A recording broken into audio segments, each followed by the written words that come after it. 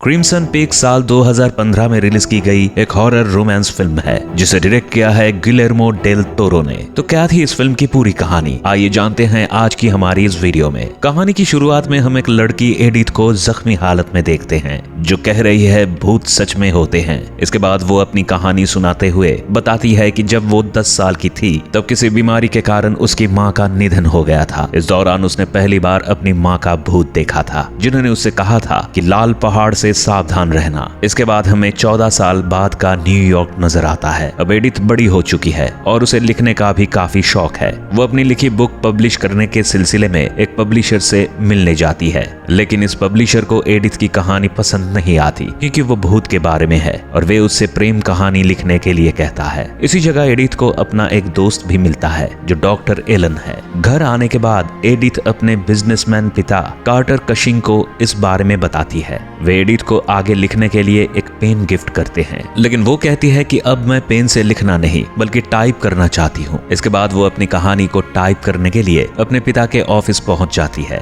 जहां उसकी मुलाकात थॉमस से होती है जो उसकी कहानी को देखकर उसकी तारीफ करता है। दरअसल थॉमस कार्टर कशिंग और दूसरे बिजनेसमैन के सामने मिट्टी की खुदाई करने वाली अपनी एक मशीन की प्रेजेंटेशन देने और उनसे फंड लेने आया है, लेकिन कार्टर कशिंग को उसकी ये मशीन पसंद नहीं आती और वे उसे मना कर देते हैं। वे उसे कहते हैं कि तुम पहले भी कई जगहों पर अपनी मशीन को लेकर जा चुके हो, लेकिन तुम्हें सभी जगह से मना कर दिया गया था। इसी रात को कार्टर एक पार्टी में जाने के लिए तैयार होते हैं। इस दौरान एडिथ उनसे कहती है कि आपको थॉमस के साथ ऐसा नहीं करना था, लेकिन वो उसे कहते हैं कि मुझे थॉमस पसंद नहीं है। इतने देर में यहाँ कार्टर कशिंग को लेने के लिए एडिथ का फ्रेंड एलन आ जाता है। अब वे दोनों पार्टी के लिए निकल जाते हैं और एडिथ अपने कमरे में जाकर बुक पर काम करने लगती है, लेकिन तभी उसके कमरे का दरवाजा अपने आप खुल जाता है और जब वो बाहर देखती है तो उसे अपनी माँ का भूत नजर आता है। एडिथ डर कर दरवाजा बंद कर देती है, लेकिन उसकी माँ दरवाजे से अंदर आती है और फिर से एडिथ को लाल पहाड़ से सावधान रहने के लिए कहकर चली जाती है। एडिथ इससे काफी डर जाती है,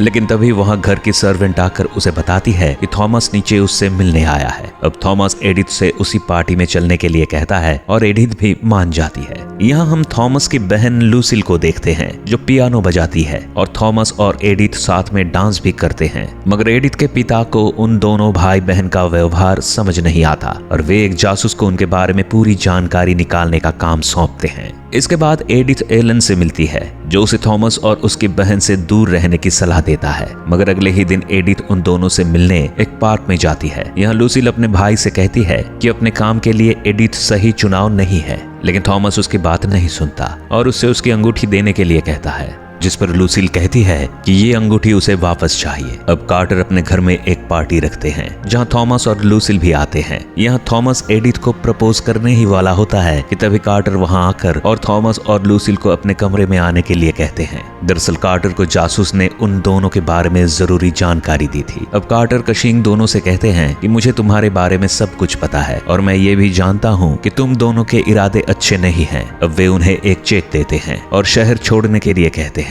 साथ ही वे थॉमस से ये भी कहते हैं कि जाने से पहले तुम्हें एडिथ का दिल भी तोड़ना होगा। अब थॉमस सबको बताता है कि वे दोनों भाई बहन इंग्लैंड जा रहे हैं। एडिथ को ये सुनकर अच्छा नहीं लगता है और वो इस जगह से जाने लगती है, लेकिन अब थॉमस उसके पीछे पहुंच जाता है और उसकी बुक के बारे में भी गलत बातें करता है, जिसे सुनकर एडिथ उसे थप्पड़ मार देती है। अगली सुबह जब कार्टर बाथरूम में शेविंग कर रहे होते हैं तब कोई अनजान व्यक्ति वहां आता है और उन्हें मारने लगता है। वो कार्टर कशिंग के सिर को बार बार बेसिन पर दे मारता है, जिससे उनकी मौत हो जाती है। दूसरी तरफ एडिथ को थॉमस का एक लेटर मिलता है जिसमें लिखा था कि तुम्हारा दिल तोड़ने के लिए तुम्हारे पिता ने मुझसे कहा था। इसे पढ़ते ही एडिथ थॉमस से मिलने के लिए उसकी होटल चली जाती है, मगर यहाँ से उसे पता चलता है कि वे इंग्लैंड के लिए निकल चुके हैं। एडिथ ये सुनकर निराश हो जाती है, लेकिन तभी उसके सामने थॉमस आ जाता है और कहता है कि लूसिल अकेले ही इंग्लैंड गई है। अब दोनों एक दूसरे के सामने अपने प्यार का इजहार करते हैं। इतनी देर में वहाँ कार्टर का वकील आ पहुंचता है और एडिथ को बताता है कि उसके पिता की मौत हो चुकी है।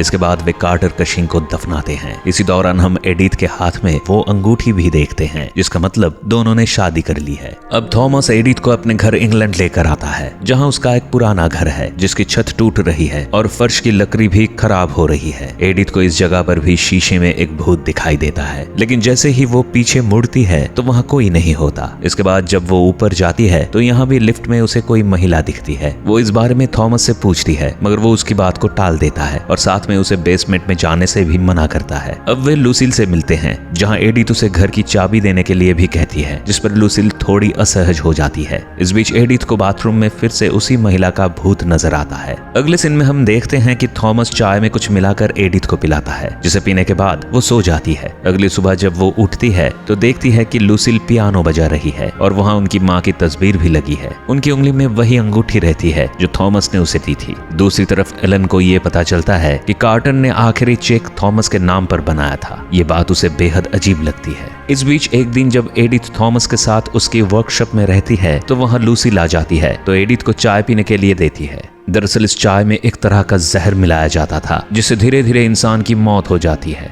अब रात को एडिथ के पेट में दर्द होता है और वो उठ जाती है, मगर वो देखती है कि थॉमस उसके पास नहीं है, जिसके बाद वो उसे ढूंढते हुए कमरे से बाहर चली जाती है। लेकिन यहाँ उसे फिर से वही महिला नजर आती है और अब उससे भागते हुए एडिथ बेसमेंट में जा पहुंचती है, जहाँ उसे एक बड़ा बॉक्स मिलता है जो लॉक रहता है और उस पर इनोला लिखा हुआ होता है। अब वो थॉमस से भी इस बारे में बात करने की कोशिश करती है, लेकिन इसी दौरान थॉमस का हाथ उसकी मशीन में आ जाता है और उसे चोट लग जाती है, जिसके बाद एडिथ उसके हाथ की ड्रेसिंग कर देती है। लेकिन इसी दौरान थॉमस उसे बताता है कि इस जगह को लाल पहाड़ कहते हैं। ये सुनकर एडिथ हैरान हो जाती है, क्योंकि उसकी माँ का भूत उसे हमेशा लाल पहाड़ से सावधान रहने के लिए कहता था। इसी बीच कार्टर का वकील एलन को ये बताता है कि एडिथ ने अपना सब कुछ इंग्लैंड ट्रांसफर करने के लिए कहा है। साथ ही वो एलन को उस जासूस से मिलने के लिए कहता है जिसे कार्टर ने काम पर रखा था। इधर सपने में एडिथ को फिर वही महिला नजर आती है और वो चौंक कर उठ जाती है। इस दौरान वो देखती है कि उसके मुंह से खून भी निकल रहा है, लेकिन उसे एक और चीज हैरान करती है कि थॉमस आज भी उसके पास नहीं है। एडिथ को कुछ अजीब लगता है, जिसके बाद वो उस भूत से अपना हाथ छूने के लिए कहती है, जिसके बाद वो भूत एडिथ को हाथ पकड़कर उसे नीचे गिरा देता है। अब एडिथ देखती है कि बाथटब में वही महिला बैठी है और उसके सिर में एक बड़ा चाकू धंसा हुआ है। वो एडिथ के पीछे आती है और उसे कहती है कि उसका खून तुम्हारे हाथों होगा। ये देखकर एडिथ वहां से भागकर सीधे थॉमस और लूसील के पास जा पहुंचती है और उन्हें सब बताती है, लेकिन लूसील उसे कहती है कि फिक्र की कोई बात नहीं। इसके बाद लूसील अपने भाई से कहती है कि उसे माँ के बारे में कैसे पता है। वो ये भी कहती है कि हमें जल्दी से जल्दी उससे प्रॉपर्टी के पेपर साइन करवा लेना चाहिए। अगले दिन थॉमस एडिथ को लेकर पोस्ट ऑफिस जाता है, जहाँ उसके नाम मशीन के कुछ पार्ट्स होते हैं, जबकि एडिथ को भी 2 लेटर मिलते हैं, जिनमें से एक वकील का होता है। अब वे वहां से जाना चाहते हैं, लेकिन तूफान बढ़ने के कारण वे वहीं एक रूम में रुक जाते हैं। इधर दूसरी तरफ एलन उस जासूस से मिलता है जो उसे थॉमस और लूसीन की मां की मौत की खबर से जुड़ा एक अखबार देता है और ये भी बताता है कि थॉमस पहले से शादीशुदा है। इधर अगले दिन एडिथ लूसील को बताती है कि वे रात को साथ में रुके थे। ये सुनकर लूसील को बहुत गुस्सा आता है, लेकिन फिर तुरंत ही वो अपनी बात को पलट देती है और कहती है कि मुझे तुम्हारी फिक्र थी। इस बीच एडिथ का पेट फिर से दर्द करने लगता है, तो लूसील उसके लिए चाय बनाने चली जाती है, मगर तभी एडिथ उसकी चाबियों में से एक, जिस पर इनोला लिखा होता है, उसे निकाल लेती है। इसके बाद वो वकील के भेजे हुए प्रॉपर्टी ट्रांसफर वाले पेपर पर साइन करने ही वाली होती है कि तभी उसकी नजर दूसरे लेटर पर पड़ती है। ये लेटर इनोला के नाम पर रहता है, जिसे पढ़ने के बाद वो उस बॉक्स के पास जाकर उसे खोल लेती है। इसमें से उसे 3 लेटर्स मिलते हैं, जिस पर 3 अलग महिलाओं और जगहों के नाम होते हैं। दरअसल ये वही जगहें हैं जिनके बारे में कार्टर कशिंग ने थॉमस से कहा था कि तुम इन जगहों पर जा चुके हो। यहीं उसे कुछ बड़े लाल मिट्टी के बर्तन दिखते हैं, लेकिन वो इन पर ध्यान नहीं देती। दूसरी तरफ लूसील को इनोला वाली चाबी गायब होने का पता चलता है, जिस पर उसे शक होता है कि एडिथ ने ही ये किया होगा, इसलिए उसके पास जाती है। लेकिन एडिथ उसके आने के पहले उन लेटर्स और चाबी को छुपाकर बीमार होने का नाटक करके बैठ जाती है। अब जब लूसील उसके पास आती है तो वो उसे पानी लाने के लिए कहती है। लूसील जाने से पहले अपनी चाबी वहीं छोड़ देती है और जब वो वापस आती है तब तक एडिथ उस चाबी को फिर से उसकी चाबियों में मिला देती है, जिसे देखकर लूसील को ये बात समझ आ जाती है कि एडिथ को सब मालूम है। इधर एडिथ को उन लेटर से ये पता चलता है कि थॉमस पहले से शादीशुदा है और उसने पहले भी कुछ लड़कियों के चाय में जहर देकर मारा है। इस बीच उसके मुंह से फिर एक बार खून निकलने लगता है। अब एडिथ वहां से भागना चाहती है, लेकिन बाहर तूफान के कारण कहीं नहीं जा पाती और सीढ़ी पर बैठकर वहीं बेहोश हो जाती है।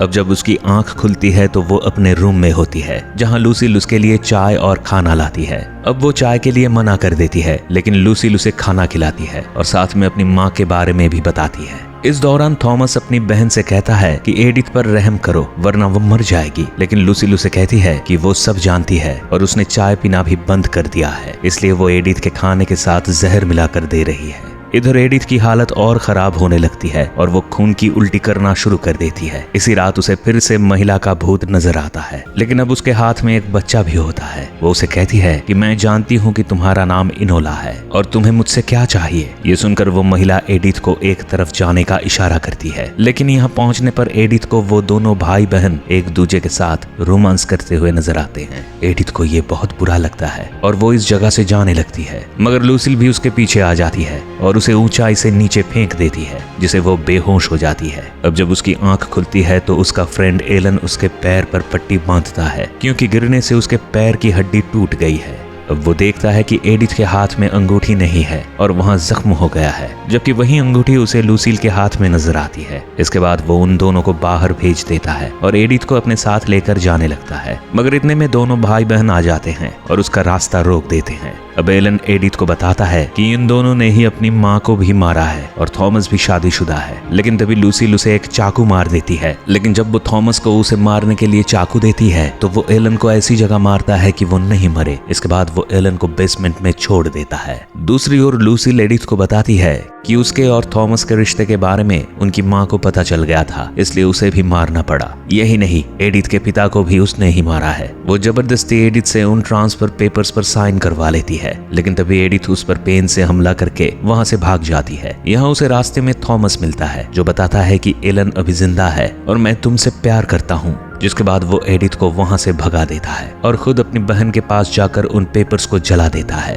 अब वो अपनी बहन से कहता है कि हमें यहाँ से चलना चाहिए, हम सब साथ में खुश रहेंगे, लेकिन ये बात उसे पसंद नहीं आती और वो थॉमस पर चाकू से हमला करती है, जिससे वो मर जाता है। अब उसे अपनी गलती का एहसास होता है और वो एडिथ को मारने के लिए उसके पास जाती है। इन दोनों के बीच काफी लंबी लड़ाई होती है, लेकिन एडिथ किसी तरह अपने दोस्त के पास बेसमेंट में पहुंचकर उसे छिपा देती है। तभी यहाँ लूसील भी आ जाती है और उसी चाकू को निकालती है जिससे उसने अपनी माँ को मारा था। इस बीच एडिथ भागकर घर से बाहर आ जाती है और अब फिर से एक बार दोनों के बीच लड़ाई होने लगती है, मगर अब यहाँ थॉमस का भूत भी आ जाता है, जिसे देखकर लूसील इमोशनल हो जाती है और इसी बीच एडिथ उसे मार डालती है। इसके बाद हम वही सीन देखते हैं जो हमने फिल्म की शुरुआत में देखा था। अब वो अपने दोस्त को लेकर वहां से चली जाती है। फिल्म के आखिर में हम देखते हैं कि लूसील का भूत उसी घर में है और पियानो बजा रहा है। इसके साथ ही ये फिल्म यही खत्म होती है।